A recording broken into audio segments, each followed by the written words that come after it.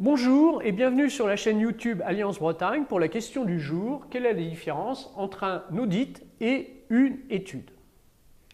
La différence n'est pas apparente car le processus de travail est généralement relativement identique en ce sens que l'on passe par des étapes qui sont des étapes communes, une méthodologie commune, avec une étape de photographie de ce que l'on analyse, une étape de diagnostic qui va permettre de mesurer un écart, une étape de recherche de solutions ou de préconisations qui vont permettre de combler l'écart, et enfin une étape de mise en place de ces préconisations avec éventuellement un accompagnement.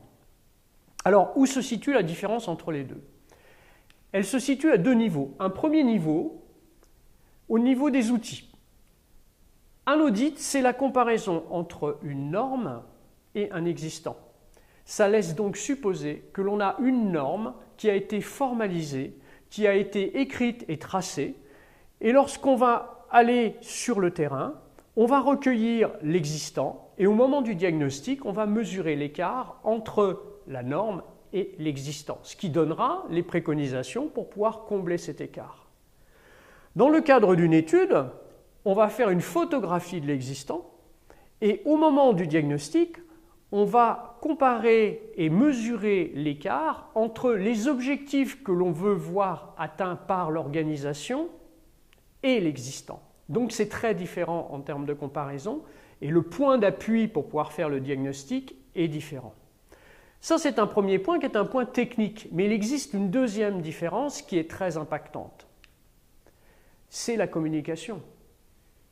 Si vous désirez faire une étude d'organisation pour améliorer les pratiques, rentrer dans un process d'amélioration continue, et que vous souhaitez associer les collaborateurs ou une partie des collaborateurs dans cette étude, et que vous leur annoncez qu'ils vont être audités, la posture, la réception d'informations va être bien différente, puisque l'audit va porter une image qui est une image de contrôle, on va venir me contrôler.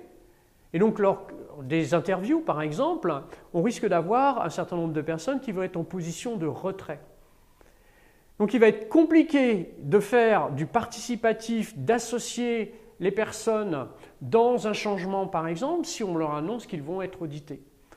Les mots sont porteurs de sens, donc il faut faire attention. Et comme on sait que la conduite du changement repose essentiellement sur la communication et sur une bonne communication, alors employons les bons mots au bon moment pour les bonnes méthodes et pour les bons outils. Merci et à très bientôt.